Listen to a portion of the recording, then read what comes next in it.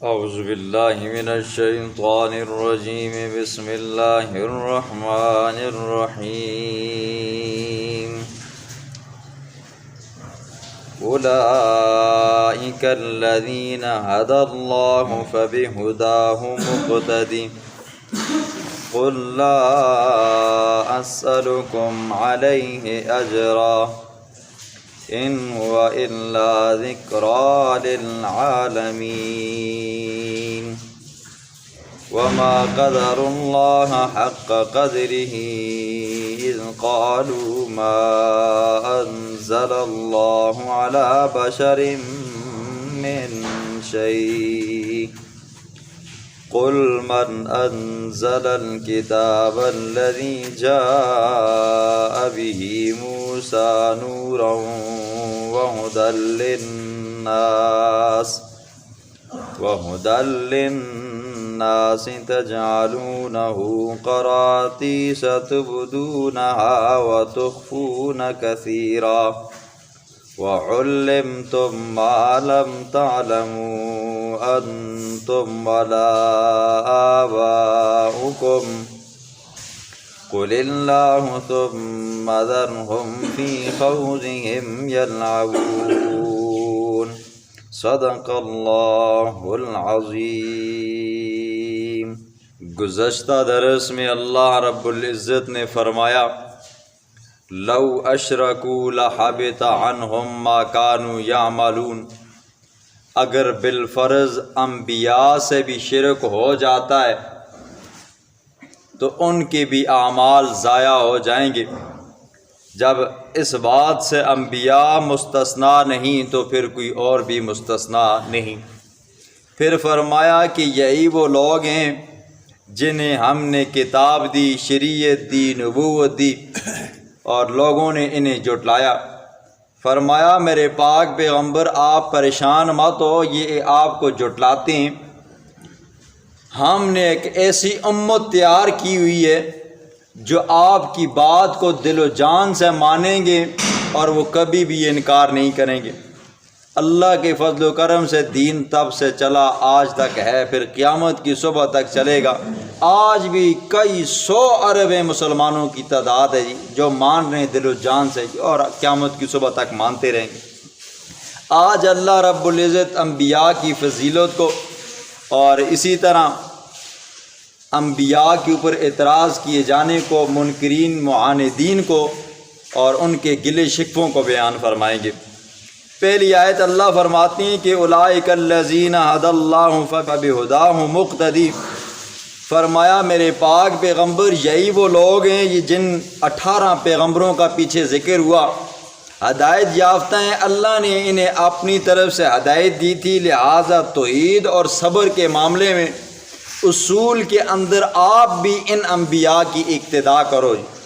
قل لا اسألکم علیہ اجرا، آپ یہ کہو میں اپنی واعظ و نصیحت کے اوپر، اپنے قرآن سنانے کے اوپر آپ سے اجر نہیں مانتا۔ حضرت خالد بن ولید رضی اللہ تعالیٰ عنہ کے والد ولید بن مغیرہ بڑے مالدار بندے تھے جی۔ اللہ نے انہیں 13 بیٹے عطا کیے تھے، بڑے خود بھی صحت مند تھے، بیٹے بھی صحت مند تھے۔ اگر یہ اپنے بیٹوں کے درمیان میں بیٹھے ہوتے تو یہ معلوم نہ ہو سکتا تھا کہ باپ کون سا ہے بیٹا کون سا ہے، یعنی کہ سب کے سب طاقت کے اندر، جوانی کے اندر، حسن کے اندر برابر تھے۔ حضور کے پاس آئے، کہا کہ اگر آپ چاہتے ہو میں آپ کو مال دوں، آپ کو دولت دوں، یہ لا الہ الا اللہ کی جو تبلیغ ہے نا، یہ نعرہ جو ہے نا آپ اسے روک دیں تو میں آپ کو اتنی جائیداد دوں گا، اتنا مال دوں گا، اتنی دولت دوں گا کہ آپ کے ساتھ تک یہ پوری ہو جائے گی۔ لیکن اللہ کے پیغمبر نے فرمایا یہ رب کا قرآن ہے، یہ رب کا کلام ہے جو اللہ نے مجھ پر اتارا ہے اور اللہ نے مجھے حکم دیا ہے اس کی تبلیغ کر۔ میں تم سے کوئی اجر نہیں مانگتا، یہ میری تبلیغ کا جو اجر ہے میں اللہ سے لوں گا جی۔ لیکن اللہ کے پیغمبر نے انہیں یہ جواب دیا، خود اور ان کے 3 بیٹے مسلمان ہوئے، باقی 10 ایسی کفر کی حالت میں مرے۔ ان ہوا الا ذکر للعالمین، یہ قرآن تو نصیحت ہے جہان والوں کے لیے، جو اس سے نفع اٹھاتا ہے، جو اس سے واعظ و نصیحت حاصل کرنا چاہتا ہے تو کر سکتا ہے۔ میں اس کے اوپر تم سے اجر نہیں مانگتا، کوئی مال و دولت نہیں مانگتا۔ اگلی آیت میں فرماتے ہیں شکوہ وما قدر اللہ حق قدری، اللہ فرماتے ہیں کہ انہوں نے میری قدر نہ کی جیسے کہ میری قدر کرنے کا حق تھا جی۔ اب اللہ کے پیغمبر ایک مرتبہ ایک مجلس میں گئے، اس مجلس کے اندر مجوسی بھی تھے، عیسائی بھی تھے، یہودی بھی تھے، صحابی بھی تھے، مشرک بھی تھے۔ اللہ کے پیغمبر نے وہاں پر اپنی نبوت اور رسالت کا ذکر فرمایا، ان لوگوں کو کہا کہ اللہ نے مجھے نبوت عطا کی ہے اور اللہ نے مجھے قرآن عطا کیا ہے، اللہ کی طرف سے وحی آتی ہے میرے اوپر۔ تو ابو رافع یہودیوں کا یہ منہ پھٹ مولوی تھا جی، منہ پھٹ تھا نہیں، بعض ہوتے نا بندے نا جی منہ اچھا نہ ہو تو باتیں بھی ان کی الٹی نکلتی ہیں۔ حضور صلی اللہ علیہ وسلم نے ان کے سامنے یہ بات رکھی نا، تو اس بدبخت نے کہا کہ اس سے پہلے تو اللہ نے کسی کے اوپر کتاب، اللہ نے کسی بشر کے اوپر کتاب نہیں اتاری، تو اللہ نے ان آیات میں جواب دیا انہوں نے میری قدر نہ کی جیسے کہ میری قدر کرنے کا حق تھا۔ اس کی مثال یوں سمجھیں کہ ایک ملک کا صدر ہے جی، وہ اپنا ایک سفیر، اپنا ایک وزیر مشیر وہ دوسرے ملک میں بھیجتا ہے جی، دوسرے ملک کے صدر کے پاس بھیجتا ہے، اس کو دستاویزات دیتا ہے، اس کو سندیں دیتا ہے کہ جا کر وہاں پر دکھاؤ تو وہ آپ کی بات مانیں گے۔ اور یہ سفیر جب وہ دوسرے ملک کے بادشاہ کے پاس جاتا ہے نا جی، اور وہ اس کی بات ہی نہیں مانتا، اب اس سفیر کا جھٹلانا اس بادشاہ نے یہ حقیقت میں پچھلے صدر کا جھٹلانا ہے۔ تو اللہ نے اپنے پیغمبروں کو رسالت اور نبوت عطا فرمائی، لوگوں نے پیغمبروں کو جھٹلایا تو پیغمبروں کا جھٹلانا ایسی ہے جیسے کہ اللہ کا جھٹلانا ہے۔ فرمایا انہوں نے میری قدر نہیں کی۔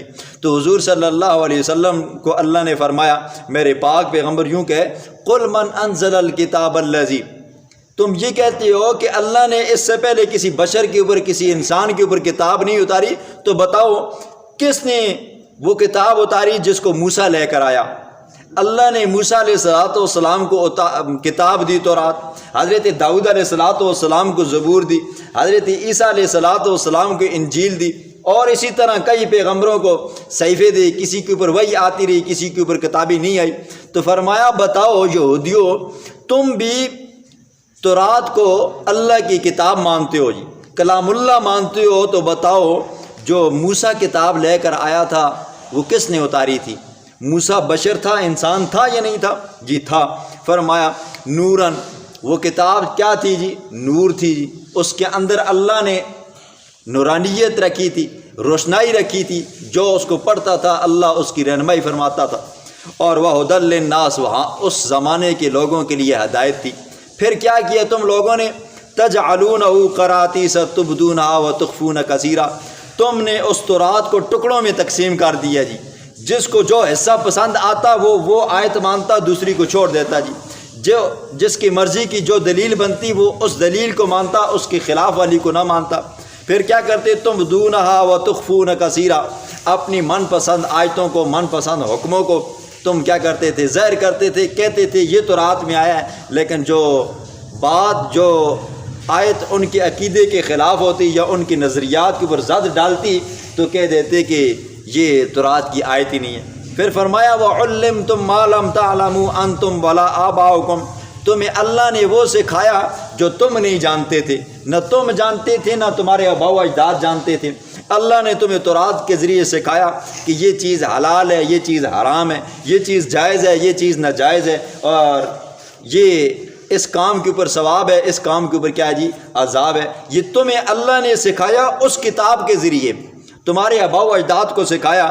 فرمایا قل اللہ، میرے پاک پیغمبر خود کہے کہ وہ یہ کتاب اتارنے والا کون تھا جی؟ اللہ تھا۔ کیوں؟ یہ ضد میں آ گئے تھے۔ بندہ جب ضد میں آ جائے نا جی، وہ حق اور سچ کی بات ہو نا تو وہ نہیں مانتا جی، ضدی بندے کا پھر علاج نہیں ہوتا۔ میرے پاک پیغمبر ثم ذرہم فی خوضہم یلعبون، یہ اب ضد میں آ گئے ہیں، آپ جتنی مرضی ان کو دلیلیں سنائیں، جتنا مرضی ہے قرآن ان کو سنائیں، انہوں نے ماننا نہیں ہے۔ ثم ذرہم فی خوضہم یلعبون، چھوڑ یہ اپنے شغل میلوں میں گپوں میں لگے رہے ہیں اور گپیں مارتے رہیں۔ فرمایا وہذا کتاب، اب قرآن کی صداقت کو اللہ بیان فرماتا ہے۔ فرمایا وہذا کتاب، یہ کتاب ہے انزلناہ جس کو ہم نے نازل کیا مبارکن برکتوں والی ہے۔ دنیا کی ایسی کوئی کتاب نہیں ہے جس کی اللہ نے اتنی شانیں بیان کی ہوں، پیغمبر علیہ الصلاۃ والسلام نے شانیں بیان کی ہو، لیکن قرآن وہ واحد کتاب ہے جسے دیکھنا بھی ثواب ہے جی، گھر میں رکھنا بھی ثواب ہے، جسے دیکھنا بھی ثواب ہے، جس کو چھونا بھی ثواب ہے، جس کو چومنا بھی ثواب ہے، اور جسے کھولنا بھی ثواب ہے، جسے پڑھنا بھی ثواب ہے، سمجھنا بھی ثواب ہے۔ بندہ قرآن کی تلاوت کے لیے بیٹھتا ہے، اس کو ہاتھ لگاتا ہے، اس کا علیحدہ سے ثواب ملتا ہے، اس کو چھوتا ہے، اس کو علیحدہ سے ثواب ملتا ہے، اس کو بوسہ دیتا ہے، اس کو علیحدہ سے ثواب ملتا ہے، اس کو دیکھ کر پڑھتا ہے، علیحدہ سے ثواب ملتا ہے۔ دل کا سرور اپنی جگہ پہ ہوتا ہے، آنکھوں میں نور اللہ ڈال دیتا ہے۔ یہ صرف قرآن کی برکات ہیں۔ فرمایا یہ وہ کتاب ہے جو برکتوں والی ہے۔ مصدق الذی بین یدیہ، یہ قرآن تصدیق کرنے والا ہے ان کتابوں کی جو اس سے پہلے آ چکی ہیں، تورات ہے، زبور ہے، انجیل ہے۔ یہ ہمیں قرآن بتاتا ہے کہ کون سی کتاب کس پیغمبر پر آئی تھی، کون کون سے پیغمبر کس امت کے پاس، کن لوگوں کے پاس آئے تھے۔ وَلِتُنذِرَ أُمَّ الْقُرَىٰ، میرا پاک پیغمبر اس قرآن کے ذریعے ام القریٰ بستیوں کی اصل کو ڈرا جی۔ ام القریٰ یہ مکہ مکرمہ کا نام ہے جی۔ مکہ مکرمہ کو ام القریٰ اس لیے کہتے ہیں کہ زمین کی جو ابتدا ہوئی ہے جی، یہ مکہ مکرمہ سے ہوئی ہے۔ اللہ نے سب سے پہلے زمین مکہ سے شروع فرمائی جی، پھر اللہ نے اس کو شرقاً اور شمالاً جنوباً اس کو بچھایا۔ آتا ہے قرآن میں وَالْأَرْضَ بَعْدَ ذَلِكَ دَحَاهَا، ہم نے زمین کو کیا کیا جی، بچھایا۔ یہ اس کی مثال یوں سمجھیں، روٹی کا پیڑا، آٹا جب اس کو پھٹے پہ رکھ کر اوپر سے بیلن مارا جاتا ہے نا تو روٹی چاروں طرف گول ہو جاتی ہے، تو اللہ نے زمین کو ایسے بچھایا۔ تو فرمایا ام القریٰ بستی والوں کو، مکے والوں کو ڈرا، ومن حولہا جو اس کے ارد گرد ہیں ان کو اس قرآن کے ذریعے ڈرا، اور والذین وہ لوگ یؤمنون جو ایمان رکھتے ہیں بالآخرت، آخرت کے اوپر، یؤمنون بہ وہ اس کتاب کے اوپر بھی ایمان رکھتے ہیں، وہم علی صلاتہم یحافظون اور وہ اپنی نمازوں کے اوپر حفاظت بھی کرتے ہیں۔ بسم اللہ الرحمن الرحیم۔ اولئک الذین، یہی وہ لوگ ہیں، ہدی اللہ جنہیں اللہ نے ہدایت دی ہے، فبہداہ مقتدی، میرے پاک پیغمبر آپ بھی ان کی ہدایت کی اتباع کریں۔ قل کہہ دینا میرے پاک پیغمبر، لا اسألکم میں نہیں مانگتا تم سے، علیہ اس واعظ و نصیحت کے اوپر، اس قرآن کے اوپر، اجرن کوئی مزدوری، ان ہوا الا ذکریٰ للعالمین، نہیں ہے یہ مگر ایک نصیحت ہے جہان والوں کے لیے۔ وما قدر اللہ، نہیں قدر کی انہوں نے اللہ کی حق قدری، جیسے کہ اس کی قدر کرنے کا حق ہے۔ اذ قالوا جب کہا انہوں نے، ما انزل اللہ نہیں اتارا اللہ نے، علی بشر کسی بشر کے اوپر، من شیء کچھ بھی، کوئی کتاب بھی۔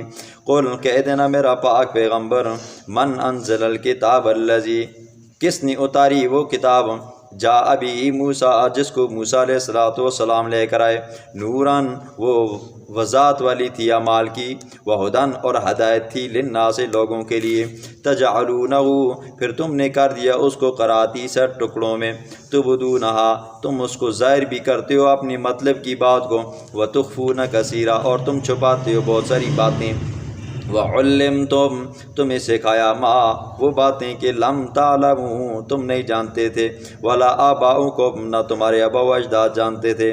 قل اللہ کل کہہ دینا یہ کتابیں اللہ نے اتاری ہیں، ثم ذرہم پھر آپ ان کو چھوڑ دیجئے، فی خوضہم یلعبون اپنی خرافات کے اندر کھیلتے ہیں تو کھیلنے دو۔